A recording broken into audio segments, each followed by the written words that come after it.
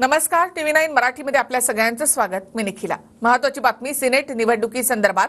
मुंबई विद्यापीठ सिनेट निवडणुकीमध्ये युवा सेनेचे 5 उमेदवार विजयी झालेत. राखीव गटामधील युवा सेनेचे 5 उमेदवार विजयी झाले आहेत. 10 पैकी 5 जागांवर युवा सेनेचे उमेदवार विजयी. युवा सेनेचे मयूर पांचाळ, स्नेहा गवळी, शीतल देवरुखकर, धनराज कोहवाडे आणि शशिकांत झोरे हे विजयी झाले आहेत. तर खुल्या गटातीलही युवा सेनेचे 5ही उमेदवार सध्या आघाडीवर आहेत.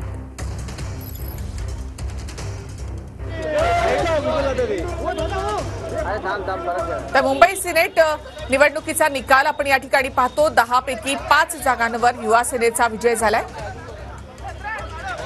तर सिनेट निवडणुकीमध्ये युवा सेना विरुद्ध अभाविप अशी लढत.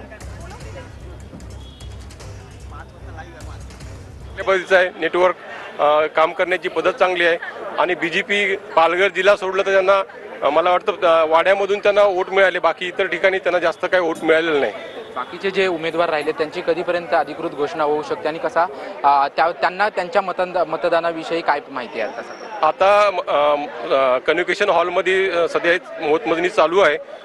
त्याच्यामध्ये प्राधान्य क्रमांक असल्यामुळे 1 बाय 1 उमेदवाराचे वोट मोजले जातात. तर ती प्रोसेस चालूच राहणार आहे. त्याच्या फेऱ्या होतात. ती अंतिम फेरी पण तर आपण सांगू शकत नाही, पण एवढं खात्री आहे की आमचे 5 पैकी 5 ओपनचे जे उमेदवार आहेत ते निवडून येतील. पण आता ज्या पद्धतीने मतदान पार पडलं, वारंवार असं म्हटलं जात होतं की कुठेतरी अनधिकृतपणे मतदान घेतलं जाते. वारंवार कोर्टामध्ये देखील हे प्रकरणं गेली होती. त्यानंतर खरं तर ही सिनेट निवडणूक पार पडली. हे चुकीचा आरोप आहे. असं काही नाही. विद्यापीठाने 2 वेळा परिपत्रक काढलेलं आहे. आम्ही दोन्ही वेळा वोटरनी नाव नोंदलेलं आहे, OTPच्या द्वारे नाव नोंदलेलं आहे. त्याच्यामुळे प्रत्येक जे वोटर आहे स्वतः आपलं नाव रजिस्टर केलं आहे. त्याच्यामुळे जी आकडा जो आपल्याला दिसतो आता त्या 13,000चा तो वोटरने स्वतः रजिस्टर झाला. त्याच्यामध्ये फेक वगैरे असा हा काय प्रकार नाही आहे. धन्यवाद. आमच्याशिवाय प्रचंड आनंद झालेला आहे. आपण जर बघितलं असेल तर ही निवडणूक होऊ नये म्हणून कोणी कोणी स्पीड ब्रेकर लावला हे मला नवीन सांगण्याची गरज नाहीये. पण या सगळ्या स्पीड ब्रेकरला ओलांडत आम्ही आमचा विजय निश्चित केलेला आहे. युवा सेना प्रमुख सन्माननीय आदित्यसाहेब ठाकरे यांच्या मार्गदर्शनाखाली आणि वरुणजी सरदेसाई यांच्या पुढाकाराने आम्ही सर्व 5 जे खालच्या गटातले सिनेट राखीव गटातले जे उमेदवार आहोत ते जिंकून आलेले आहेत. सगळ्या साईडनी आमच्यावरती दबाव आणण्याचा प्रकार झालेला आहे. म्हणजे इलेक्शनच्या प्रोसेसपासून ती इलेक्शन थांबवण्यापर्यंत, अगदी आजचा निकाल थांबवण्यापर्यंत सुद्धा त्या लोकांनी प्रयत्न केले. पण युवा सेनेच्या पुढे त्यांचा काही टिकाव लागलेला नाही आहे आणि आम्ही आमचा विजय झालेला आहे. खुल्या गट जे राखीव गट होता त्याच्यातून 5चे 5 उमेदवार आलेले आहेत. खुल्या गटाचा निकाल वाचन सुरू, निकालाचं मतमोजणी सुरू आहे. काय सांगाल याबद्दल? तो सुद्धा आमच्या बाजूनेच लागणार आहे आणि यावेळेला सुद्धा 10 पैकी 10 आमचेच येणार आहेत. तर मंत्रालयामधील उपमुख्यमंत्री देवेंद्र फडणवीसांच्या कार्यालयामध्ये महिलेनं तोडफोड केली. धनश्री सहस्त्रबुद्धे असं तोडफोड करणाऱ्या महिलेचं नाव आहे. ही महिलेची चौकशी करण्यासाठी आता सध्या पोलीस दाखल झाल्यानंतर या महिलेनं कोणतीही दाद दिली नाही. दरम्यान ही महिला दादरमधील घरी एकटी राहते अशी माहिती स्थानिक भाजपच्या पदाधिकारी अक्षता तेंडुलकर यांनी दिली आहे. काल संध्याकाळी 6:30 वाजता अज्ञात महिलेनं फडणवीसांच्या कार्यालयामध्ये प्रवेश केला. मंत्रालयामधल्या कार्यालयामध्ये घुसल्यानंतर महिलेनं आरडाओरडा सुरू केला. कर्मचाऱ्यांनी विचारपूस करेपर्यंत महिलेनं तिथल्या कुंड्यांची तोडफोड सुरू केली. महिलेनं दालनाबाहेर असलेली फडणवीसांच्या नावाची पाटी सुद्धा काढून फेकून दिली.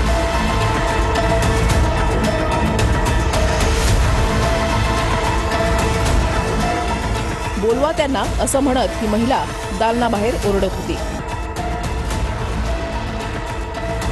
दालनाबाहेर महिला पोलीस नसल्यानं महिलेला ताब्यात घेता आलं नाही.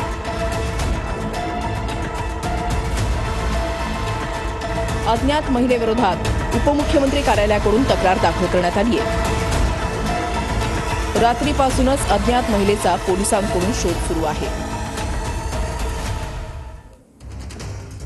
तर फडणवीसांच्या कार्यालयाबाहेर काल या महिलेकडून तोडफोड करण्यात आली होती. 6:30 ते 6:45च्या दरम्यानची ही घटना. 2 बॅगा घेऊन ही महिला फडणवीसांच्या दालनाच्या बाहेर गेली होती. तर दुसरी दृश्य ती म्हणजे आज दुपारी पोलीस या महिलेच्या घरापर्यंत पोहोचले. मात्र या महिलेनं दरवाजा उघडला नाही. या महिलेच्या घराबाहेर पोलिसांचा मोठा ताफा होता. आपली बहीण चिडली असेल, काय तिची व्यथा असेल तर ती आपण समजून घेऊ.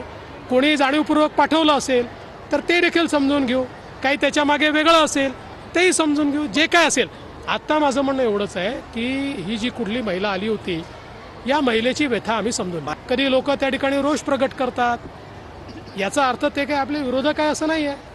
त्यांच्या काही अडचणी असतात त्या दूर करण्याचा आपण प्रयत्न करतो. उद्या सुरक्षेच्या नावाखाली आपण जर मंत्रालयाचे दरवाजे बंद केले, हां हे ठीक आहे की ज्यावेळेस थ्रेट असते आपल्याला क्रेडिबल एखादा त्या ठिकाणी इनपुट मिळालेला असतो त्यावेळी आपण त्याच्यावर जास्तीत जास्त सुरक्षा ठेवतो. या सरकारच्या संदर्भात त्या लाडक्या बहिणीला किती चीड आहे हे 6व्या मजल्यावर मंत्रालयात घुसून या माझ्या लाडक्या बहिणीने दाखवून दिलं आहे की तुम्ही नालायक आहात, तुम्ही सत्तेवर बसण्याचे लायकीचे आहात. कशासाठी ती महिला आली होती, की तिला कोणी पाठवलं होतं का, कोणी तिची एंट्री सुकर करून दिली होती का, हे सुद्धा पाहणं अतिशय आवश्यक आहे. आता या गोष्टी कायदा सुव्यवस्थेच्या बाबतीमध्ये काय दिंडवडे उडत आहेत, कशा रीतीने प्रकरणं हाताळली जात आहेत, काय करतायत, कोणाचा या गोष्टीचा पायपोस्ट कोणाच्या पायात नाही आहे. जो प्रकार घडला तो निंदनीय आहे आणि त्याची चौकशी होऊन जी महिला कोण असेल तिला कडकातलं कडक शासन होणार. अंधारेंचा तोडफोडीवरून सरकारला सवाल. गृहमंत्री देवेंद्र फडणवीसांच्या कार्यालयाबाहेर अज्ञात महिलेने तोडफोड केल्याची बातमी येते. गृहमंत्र्यांच्या सुरक्षेत हा अक्षम्य हलगर्जीपणा चिंतेची बाब आहे. जर गृहमंत्री सुरक्षित नसतील तर राज्यातील लेकीबाळींच्या सुरक्षेची कल्पना न केलेली बरी.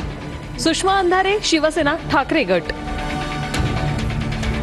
आम्ही म्हटलं सिक्युरिटी नको, आमच्या कार्यालयात कोण ना कोणतरी असतं, त्याच्यामुळे आम्ही म्हटलं ठीक आहे बांबू घेऊन फिरायची. पण काही रोष आहे का, म्हणजे आमच्यावर नाहीये, भाजप असं नाहीये.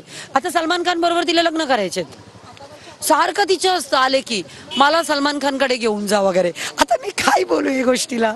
मला वाटतं 1 वर्षापासून आमच्या कार्यालयात येत होती अगोदर. तरी चॉपर घेऊन आली तेव्हा लकीली 2 युवा मोर्चा आमचे पदाधिकारी होते आणि ह्याच्या हातावर बघ अजूनही मार्क इथे, ते हा मध्ये आला आणि खूप मोठा राडा झालेला. मग आम्ही FIR पण केलेले. बघा सदर महिलेवर मुंबई पोलीस दलामध्ये एक यापूर्वी गुन्हा दाखल झालेला आहे.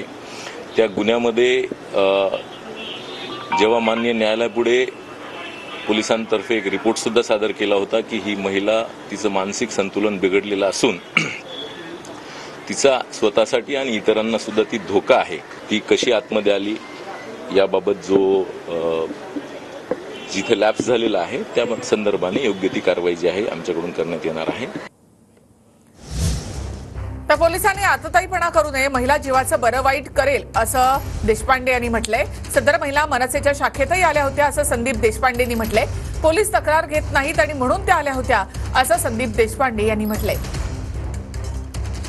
त्या मेंटली माझ्या मते त्यांचा काहीतरी प्रॉब्लेम आहे, कारण त्या 1-2-4 दिवसापूर्वी आमच्या शाखेत पण आलेल्या, तेव्हा त्यांनी काहीतरी एक तक्रार केलेली पोलिसांना, त्याचा कागद घेऊन आलेल्या आणि त्यांचं असं म्हणणं होतं पोलीस माझी तक्रार घेत नाहीये, तर तुम्ही जाऊन सांगा. मी नव्हतो पण आमचे शाखाध्यक्ष संतोष साळे तिकडे होते. काहीतरी मला असं वाटतं त्या भाजप कार्यालयाच्या इथे जाऊन पण त्यांनी इथलं जे आहे तिथे पण काहीतरी झालं आणि मग त्यांना विचारलं तरी सांगितलं नाही माझी बिर्याणी खाल्ली. म्हणजे या टाईप त्या मेंटली डिस्टर्ब आहे. तर आता पोलीस आलेले आहेत, पण माझं रिक्वेस्ट अशी असेल पोलिसांना की याच्यामध्ये अजिबात आतताईपणा करू नका. विदर्भ मराठवाड्यानंतर अमित शहांच्या टार्गेटवर आता मुंबई आहे. मुंबईसाठी अमित शहा यांचे विशेष प्लॅनिंग आहे. शहा मुंबईतील डेंजर झोन मधील मतदारसंघाचा विभागनिहाय आढावा घेणार आहेत. शहा मुंबईतील डेंजर झोन मधील मतदारसंघाचा विभागनिहाय आढावा घेतील आणि 1 किंवा 2 ऑक्टोबरला शहा त्यासाठी मुंबईच्या दौऱ्यावर येत आहेत. भाजप आता त्यानंतर अलर्टवर आली आहे. यंदा भाजपच्या अनेक विद्यमान आमदारांची उमेदवारी धोक्यात आहे. यंदा काहींची तिकीटं कापली जाण्याची शक्यता आहे. अमित शहा यांनी नागपूर बैठकीमध्ये सूचक संकेत दिले. अमित शहांनी नागपुरात विदर्भाचा आढावा घेतला. त्यातून काही संकेत हे विद्यमान आमदारांना देखील मिळाले आहे. अमित शहा आढावा बैठकीत काय म्हणाले? एकेकाळी माझं तिकीट कापलं गेलं होतं, आज नाईलाजानं मला तिकीटं कापावी लागताय. नागपूरच्या भाजपच्या आढावा बैठकीत अमित शहांनी अनुभव सांगितला. आमच्यापैकी कुणाचं तिकीट कापलं तर आम्ही बंड करणार नाही, बैठकीत शहांनी नेत्यांकडून वदवून घेतलं. अमित शहांनी आढावा बैठकीमध्ये कुशाभाऊंचं उदाहरण दिलं. नाराज झालात तरी तुमची मनधरणी करायला कोणी घरी येणार नाही. वयाच्या 35 मध्ये असताना पक्षानं माझं आमदारकीचं तिकीट कापलं होतं. अमित शहांनी सांगितलं. माझं तिकीट कापलं, मी दुःखी असल्याचं कुशाभाऊ ठाकरेंना सांगितलं होतं. कुशाभाऊ ठाकरे माझ्या घरी आल्यावर त्यांच्यासोबत बोललो होतो. तू प्रचार करू नको, कारण दुःखी मनानं कुणी काम करू शकत नाही, असं कुशाभाऊंनी आपल्याला सांगितल्याचं अमित शहा म्हणाले. तुझ्याकडे कुणी येणार नाही हे देखील बघ, कारण ज्याला घरी जाऊन समजवावं लागतं तो कार्यकर्ताच नाही, असं कुशाभाऊ मानायचे, अमित शहांनी सांगितलं. महाराष्ट्राला गुजरातमधून आलेल्या भाईची गरज नाही, असं संजय राऊतांनी म्हटलं. सत्ता, पैसा आणि केंद्रीय यंत्रणा असल्यामुळे तुम्ही भाऊ. अमित शहांच्या महाराष्ट्र दौऱ्यावरून राऊतांनी टीका केली. संजय राऊत वैफल्यातून टीका करतायत, असं प्रत्युत्तर यावर राधाकृष्ण विखे पाटलांनी दिलं.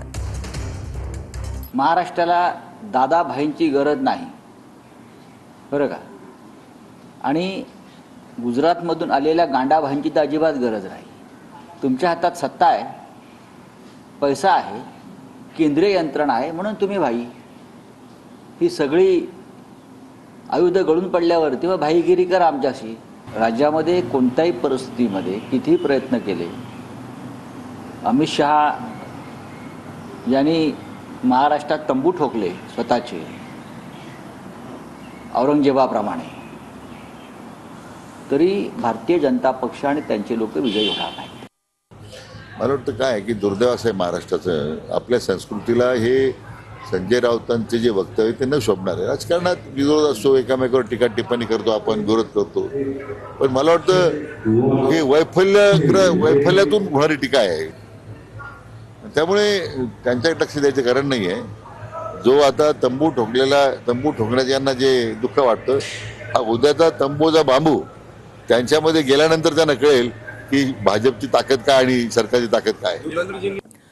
थर्ड ग्रेड नेता म्हणजे संजय राऊत, अशी टीका आशिष शेलारांनी केली. राऊतांची भाषा आणि मर्यादा रसातळाला गेली, असं शेलार म्हणाले. शहांवरील टीकेवरून शेलारांनी संजय राऊतांवर निशाणा साधलाय.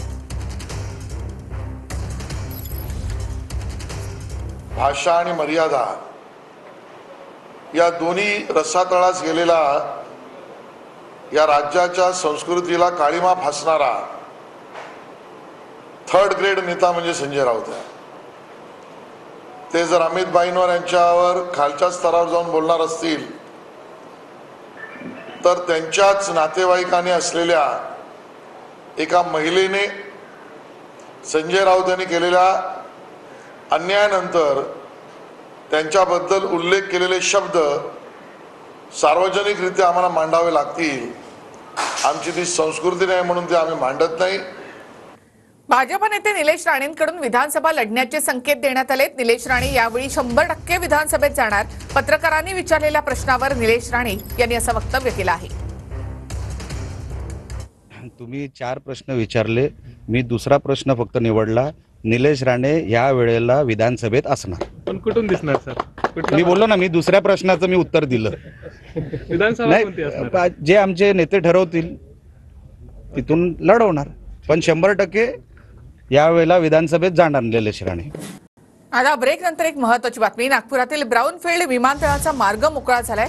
सुप्रीम कोर्टाकडून क्युरेटिव्ह याचिका रद्द करण्यात आली आहे. विमानतळाचं काम JMRला देण्याविरोधात ही याचिका दाखल होती.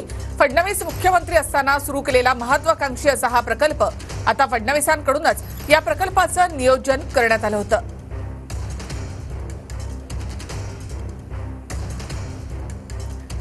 ब्राऊनफील्ड विमानतळासंदर्भात सुप्रीम कोर्टानं घेतलेला निर्णय स्वागतार्ह आहे. सुप्रीम कोर्टाचे मनापासून आभार, असं ट्विट देवेंद्र फडणवीसांनी केलंय. नागपुरात जागतिक दर्जाचं विमानतळ उभारण्याचा मार्ग आता मोकळा झालेला आहे. मिहान प्रकल्पाला नवी ऊर्जा या निर्णयामुळे मिळणार आहे. ब्राऊनफील्ड विमानतळासंदर्भात सुप्रीम कोर्टानं घेतलेला निर्णय स्वागतार्ह, सुप्रीम कोर्टाचे मनापासून आभार, असं ट्विट देवेंद्र फडणवीसांनी केलंय.